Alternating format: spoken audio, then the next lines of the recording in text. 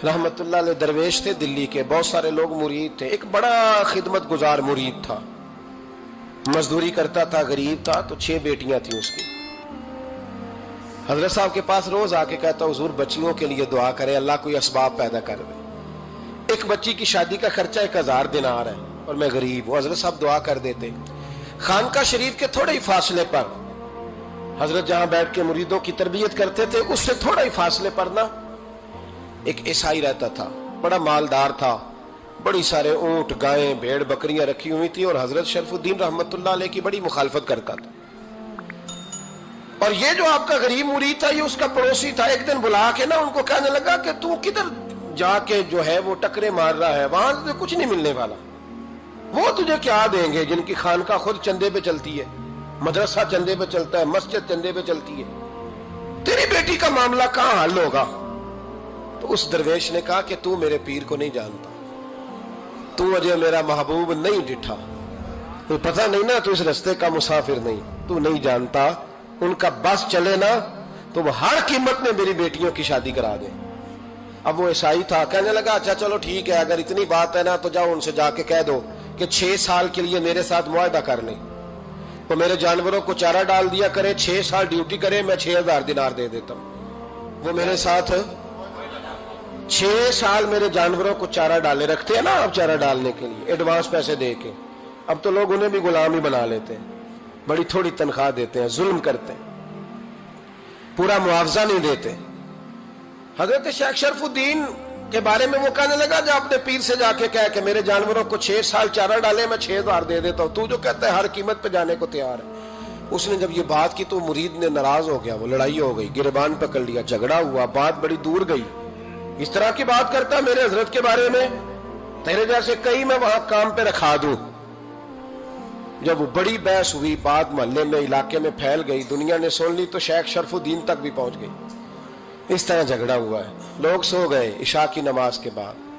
हजरत साहब ने ना सर पे कपड़ा लिया, उस ईसाई के दरवाजे पे दस्तक दी, वो बाहर आया, फरमाने लगे लोग तो सोच समझ के मुलाजम रखते हैं, तूने भी तो सोच ही लिया होगा, तभी तो मुझे ऑफर की है। तू अपनी ऑफर पे कायम है? वाकई मुझे रख लेगा और 6000 दिनार दे देगा? कहने लगा जा बाबा काम कर अपना। फरमाया नहीं, तूने इतने लोगों में बात की, इतनी बहस हुई, तो कायम है? कहने लगा मैं तो कायम हूं, पर आपने नहीं कायम रहना। फरमाया मैं सोच समझ के आया हूं। उसने कहा आप ड्यूटी करेंगे, भैंसों को चारा डालेंगे? फरमाया एक शर्त, बस जब अजान हो जाए ना तो मुझे रब की नमाज पढ़ने की इजाजत दे देना, बाकी सुबह शाम जो तू कहेगा। अगर उस गरीब की बेटियां ब्याही जाए तो मुझे और क्या चाहिए? उसकी 6 बेटियों का बोझ है उसके सर पे, तू मुझे रख ले। अल्लाह अकबर। वो कहने लगा चले पे मेरे साथ खते बंदगी कर ले। आजकल हम स्टाम करते हैं, उस जमाने में खते बंदगी होता था, गुलामी का खत, काजी शहर के पास, यानी उसका ख्याल था कि चलो स्टाम की बात करूंगा तो भाग जाएंगे। फरमाया चल मैं तैयार हूं। काजी तक गए, तय हो गया, 6000 दिनार दे दिए। हजरत ने मुरीद को बुलाया, फरमाया पुत्र ये ले जा, जा मेरी बेटियों को रवाना कर दे। कहने लगा हुजूर ये क्या कर रहे हो आप, कुछ सोचे? फरमाया यार जब तुझे बेटा बना लिया तो फिर मेरी पोतियां तो लगती हैं ना, मेरा हक तो बनता है ना, जा जाके ड्यूटी कर, उनको ब्याह दे। बात फैल गई। बादशाह भी अकीदतमंद था, वो 12000 दिनार लेके पहुंचा। क्या बताऊं इन रब के बंदों का दिल कैसा होता है, क्या दर्द होता है, क्या रंग। 12000 दिनार लेके बादशाह आया और आके हजरत को पेश किए, का हुजूर आप दें इस ईसाई को, डबल दें और जाए काम करें। आप फरमाने लगे तू पैसे दे, शर्तें ना लगा, मेरा जहां दिल करेगा मैं खर्च करूंगा। मुझे तो मजा ही अब आने लगा है, अभी तो लुत्फ आ रहा है, अभी तो जायका आया है कुछ करने का। पैसे देने हैं तो दे, पाबंदी ना लगा, जहां मेरा दिल करेगा मैं। उसने कहा हुजूर ठीक है रख ले। हजरत ने फजर मस्जिद में पढ़ी, जेब में 12000 दिनार थे, ऐलान फरमाया भी किसी और की बेटी भी बैठी है तो पैसे मेरे पास है। वो 12000 दिनार भी बांट दिया और 12000 दिनार बांट के ना तो फिर चले गए खेत में चारा काटने। उस ईसाई को किसी ने बतलाया कि उनके पास तो 12000 आया है, पर तुझसे जान नहीं छुड़ाई उन्होंने। कि वादा ये हुआ था कि 6 देंगे तो जाएंगे, जब तक देंगे नहीं तेरे घर में काम करेंगे। वो ना चारा काट रहे थे, हजरत साहब तो वहां पहुंच गया, दूर जाके खड़ा हो गया, कहने लगा बाबा پہلے تو میں نے مسلمانوں کے اخلاق سنے تھے، اب تو میں نے دیکھ بھی لیے، پر یہ بتا جب 12,000 آیا تھا جان کیوں نہیں چھڑائی؟ تو حضرت چارہ کاٹتے کاٹتے رو پڑے، فرمانے لگے تو نہیں نہ جانتا یہ بیٹیاں سانجھی ہوتی ہیں، پتہ نہیں نا؟ میرے رسول پاک نے تو حاتم تائی کی بیٹی کے سر پہ کپڑا رکھ کے کہا تھا بیٹیاں برابر ہوتی ہیں، تو یہ نہیں پتا جب اس کی 6 بیٹیوں کی شادی ہوئی ہے میرے اندر روحانیت کتنی بڑی ہے۔ فرمایا پھر 12,000 آیا ہے تو 2-4 بچیاں پھر گئی ہیں، تجھے نہیں پتا میں اندر سے راضی کتنا ہوں، میں تیری نوکری کرتا رہوں گا، پتہ نہیں اللہ کتنی بیٹیوں کو بیاہ دے گا۔ اتنا رویا وہ عیسائی کے پیروں میں بیٹھ گیا، کہنے لگا بابا میں نے تیری مخالفت کی ہے پر تیرے قریب آ کے پتہ چلا ہے کہ تو بہت اونچے اخلاق کا مالک ہے، اور اگر تیرا یہ مقام ہے تو تجھے اخلاق سکھانے والے محمد عربی کی شان کتنی ہوگی۔ ظالم کی بولیے جاتے نہیں لوگ جھوٹے گواہ بن کے، وکیل صاحب کو نہیں پتا ہوتا کہ یہ بندہ مجرم ہے جو میرے پاس آیا، کیا مجرموں کے وکیل نہیں ہوتے؟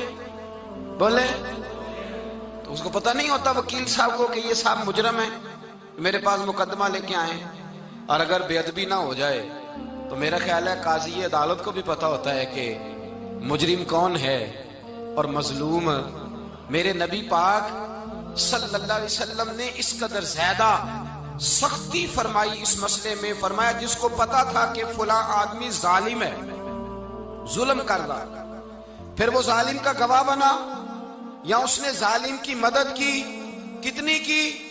شارحین لکھتے ہیں چاہے اس نے ایک جملہ بول کے کی، چاہے ایک، سارے بولیے، چاہے ایک غریب کو اس نے ظلم کیا تو کہتے ہیں علاج یہ سی، چاہے ایک جملہ بول کے کی، شارحین اس حدیث کی شرح میں لکھتے ہیں ایک جملہ بول کے چاہے مدد کی، جس بندے نے کسی ظالم کی مدد کی کسی مقدمے میں یا کسی صورت میں اور اسے پتا تھا یہ ظالم ہے، میرے نبی پاک صلی اللہ تعالی علیہ وسلم فرماتے ہیں اگر اس نے مدد کی، ابھی ظالم کی بات نہیں ہو رہی، ظالم کے مددگار کی بات ہو رہی، اگر کسی نے ظالم کی مدد کی تو حضور فرماتے ہیں خدا بھی اس سے بری و ذمہ ہے، رسول بھی اس سے بری و ذمہ ہے۔ سنبھال کے رکھے اپنی نمازیں، قربانیاں، حج، زکوٰۃ سنبھال کے رکھے۔ اگر ظالموں کا مددگار ہے، الیکشن آ لینے دے، آپ کو نظر آ جائے گا کون کون ظالموں کا مددگار ہے، نظر آ جائے گا۔ اپنی جیب سے لوگ پیسے دے کے ظالموں کی مدد کریں گے، ان کے فلیکس چھپوائیں گے، بورڈ لگوائیں گے، جیبوں سے پیسے دے کے۔ ہم نے خود آگ لگائی ہے چمن میں اپنے، بے سبب گردشی ایام کو الزام نہ دو، ہم نے خود نور کا ظلمت سے کیا ہے سودا، کر کے توہین سحر شام کو الزام نہ دو۔ ظالموں کے مددگار میدان میں آ گئے، یہ چھوٹا لفظ نہیں، میرے حبیب پاک صلی اللہ علیہ وسلم نے فرمایا جو ظالم کا مددگار ہے سن لے جو سجن کے ساتھ کچہری جاتا ہے، وہ یاد رکھے جو دوست کا گواہ بنتا ہے، وہ یاد رکھے جو کہتا ہے میں مانگی گیا تھا، مجھے بلایا گیا تھا قبضہ چھڑانے کے لیے کسی غریب بیوہ کی جائیداد پہ، وہ سن لے تو مدد کر کے نہیں آیا، تو خدا کے ذمے سے نکل گیا ہے۔ رسول پاک نے فرمایا تیرا میرا تعلق ختم ہو گیا، تو ظالم کا مددگار ہو گیا، پھر تو کہتا میں بے چین ہوں، میں بے قرار ہوں، میں آزمائش کا شکار ہوں، پلٹ کے دیکھ تو صحیح تیرا گناہ کتنا بڑا ہے۔ میرے نبی پاک صلی اللہ علیہ وسلم کا ایک اور فرمان سن لیں، ابن ماجہ ابو داؤد میں موجود ہے، اس حدیث کو آپ نے یاد کر لینا ہے، کر لیں گے انشاءاللہ، سارے کہیے انشاءاللہ، کر لیں گے یاد۔ حضور صلی اللہ علیہ وسلم نے فرمایا اگر تو ظالم کی مدد کرے گا نا، یہ لفظ دل کی تختی پہ لکھ لینا، یہ مکافات عمل ہے، مکافات عمل دنیا، ادھر کرو گے تو ادھر بھرو گے۔ فرمایا اگر تو کسی ظالم کی مدد کرے گا، سن لے حضور کا فرمان ہے، اگر تو ابن ماجہ ابو داؤد سیاہ میں موجود ہے، فرمایا اگر تو کسی ظالم کی مدد کرے گا تو رب تعالیٰ مرنے سے پہلے تیرے اوپر بھی ظالم کو مسلط کر دے گا، تیرے اوپر بھی ایک دفعہ ظلم ضرور ہوگا اگر تو ظالم کی، وہ کسی صورت میں بھی ہو سکتا ہے، کسی صورت میں بھی تیرا بیٹا ہی اٹھ کے ظلم کر دے گا، تو الجھ جائے گا، کسی نہ کسی جگہ تیرے لیے تباہی کا سامان ہوگا، تیرے اوپر ظلم ہوگا، اس لیے کہ تو ظالموں کا مددگار ہے۔ چاہیے یہ تھا کہ تو مظلوم کی مدد کرتا، انسانی ایمانی یقین کا فریضہ سر انجام دیتا، تو ظالموں کا مددگار ہو گیا۔ ٹٹول کے دیکھ لیں، رزلٹ نکال کے دیکھ لیں، ہمارے زمانے میں ظالموں کے مددگار زیادہ ہیں، اتنی لمبی زبانیں نکال کے ظالموں کی مدد کرتے ہیں، بڑے بڑے کالم نویس اللہ نے انہیں قدرت دی لکھنے کی، تو اپنا قلم ظالموں کی مدد میں خرچ کرتے ہیں۔ وہ لوگ جن کو اللہ تبارک و تعالیٰ نے قدرت دی، ہمت دی، طاقت دی، کچھ لوگ ان کے حلقہ احباب میں، وہ اپنے لوگوں کو استعمال کر کے ظالموں کی مدد کرتے ہیں، ظالموں کی مدد کرتے ہیں۔ میرے نبی کریم سید عالم نور مجسم صلی اللہ علیہ وسلم نے فرمایا، اگر تو نے ظالم کی مدد کی تو جب تک تو توبہ نہیں کرے گا رب تجھ سے ناراض ہی رہے گا۔ اللہ تجھ سے، او بھائی جس سے رب بھی ناراض ہو گیا، نہ کھانا نہ پینا نہ سونا نہ جاگنا نہ نیند، پھر تیری ہر چیز تیرے لیے آزمائش ہو جائے گی، پھر تیرا سایہ بھی تیرے لیے خوف کا سامان بنے گا، پھر زندگی جیتی جاگتی لاش بن جائے گی، تو اپنے کندھوں پر اپنی میت اٹھائے پھرے گا جب تو ظالم کا مددگار ہوگا۔ اور نبی پاک صلی اللہ علیہ وسلم نے فرمایا ظالموں کا مددگار بھی ظالم ہوتا ہے، ظالموں کا مددگار بھی، سارے بولے ظالموں کا مددگار بھی، نہیں کو نہیں، آپ سارے نہیں بولے، ایک دفعہ بولے ظالموں کا مددگار بھی، پکی بات ہے، ظالموں کا مددگار بھی۔ اللہ اکبر، جس کا یارانہ ہو، جس کا دوستانہ ہو، جو کہے میں نے نا اس کو اوکھے ویلے کے لیے ظالم کو یاد رکھا ہوا ہے۔ کبھی مشکل میں رکھے نہیں ہوئے لوگوں نے ظالم دوست، کہتے میں نے رکھے ہوئے ہیں، بلکہ ہمارے دیہات میں تو کہتے ہیں میں نے بازو بنائے ہوئے ہیں۔ کس کو بازو بنا لیا؟ ظالم بھی کبھی بازو ہوتا ہے، جو ظلم کی تلوار لیے میدان میں کھڑا ہے۔ قارون، حامان، فرعون، نمرود کا حال نہیں لوگوں نے دیکھا؟ اپنے زمانے میں آپ نے کتنے لوگ نہیں دیکھے جن کے سائے سے، آواز سے لوگ کانپتے تھے؟ پھر پولیس کی گاڑیوں میں وہ اس طرح مردہ پڑے کہ دنیا نے تماشا دیکھا ان کا۔ یہ رنگ ہم نے دیکھے نہیں اپنے آنکھوں سے۔ فرمایا ظالم کا مددگار بھی، جو کار میں بٹھا کے لے کے گیا وہ بھی ظالم، جس نے چائے پلائی وہ بھی، جس شخص نے کھانا کھلایا وہ بھی، جو کچہری تک ساتھ گیا وہ بھی، جس نے فلیکس کے نیچے، بڑے شرابی کے نیچے چھوٹی اپنی فوٹو لگائی وہ بھی، جو ووٹ کی پرچی ڈالنے گیا وہ بھی۔ کہہ دینا باہر نکل کے کہ حضرت صاحب نے سیاسی تقریر کی ہے، کہہ دینا، پر بات تو سچی ہے نا۔ خوگرے حمد سے تھوڑا سا گلا بھی سن لے، خوگرے حمد سے تھوڑا سا بھی گلا۔ امام مالک کے پاس ایک بندہ آیا، اس نے کہا حضور میں درزی ہوں، ایک ظالم بادشاہ مجھ سے کپڑے سلواتا ہے، میں تو ظالموں کا مددگار نہیں نا۔ ایک ظالم بادشاہ مجھ سے، حضور میں تو مددگار نہیں نا ظالموں کا، جو فرمایا ظالموں کا مددگار بھی ظالم ہوتا ہے، تو کپڑے لے کے آتا ہے میں سی کے دے دیتا ہوں، ذمہ داری نہیں۔ یہ ایک آدمی دکاندار ہے، اس سے کوئی بندہ چیز خریدنے آئے گا تو تھوڑی کہے گا میں نے نہیں دینی، تو دے گا۔